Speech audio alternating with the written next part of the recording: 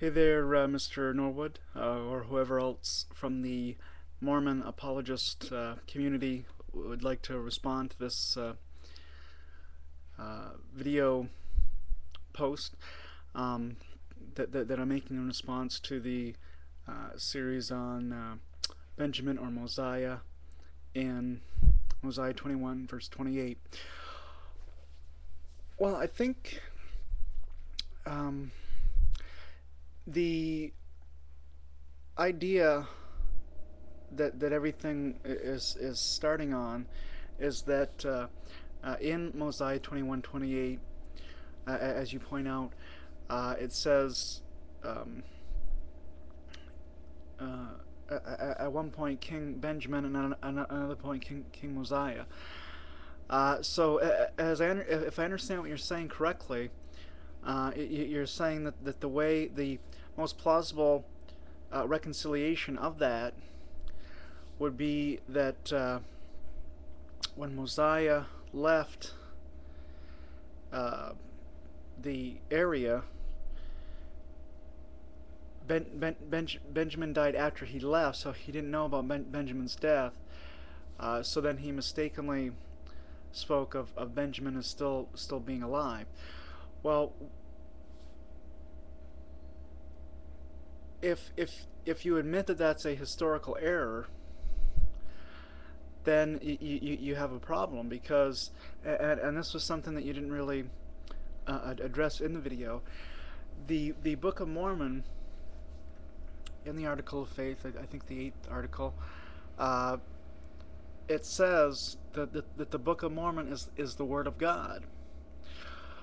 So, if whoever was writing the book of Mosiah originally, um, that is supposed to be, as I understand it, the Word of God. So how could God make a historical mistake? And then when Joseph Smith was translating it, some people have said, as you pointed out, that it was Joseph Smith who made an error in the translating. But he is the prophet of God, according to Mormon claims. So if he is the prophet of God, a prophet has to give 100% accurate prophecies, according to Moses in the Old Testament, in Deuteronomy. So uh, if he is translating under the power of God, how could he make a mistake? So if you place the mistake with Joseph or with Mosiah, you're still admitting there's a mistake there. But God, and the traditional, from the traditional Christian perspective at least, is infallible. He cannot make mistakes. If he is inspiring a book, he can't make errors of history or of science or mathematics or what have you. So if there really is a legitimate uh, error in the Book of Mormon, then that undermines the claim that it is the Word of God. So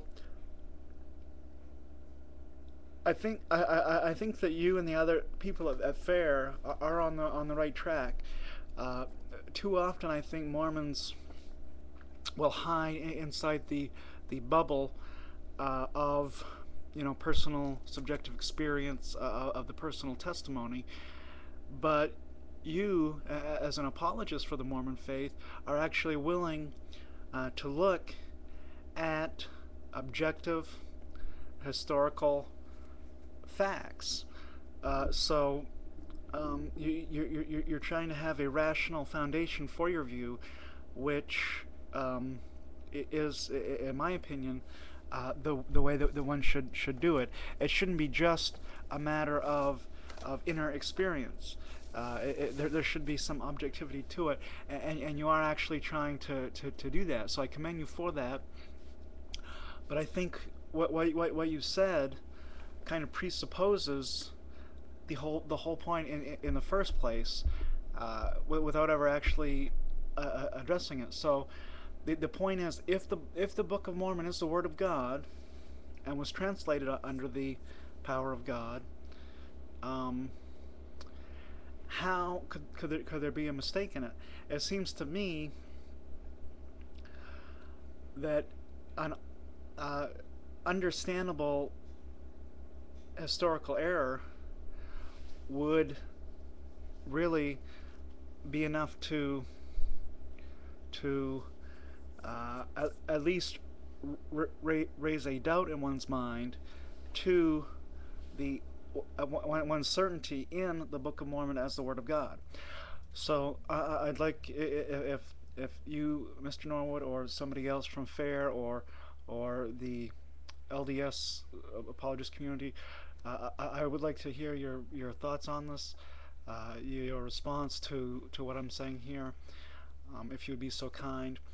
And again, I commend you for you are trying to be rational and reasonable, um, and give a defense, as it says in 1 Peter 3:15. Uh, but it seems that the defense in this case is kind of missing the mark. But I would like to hear your perspective or perspectives on that. Thank you.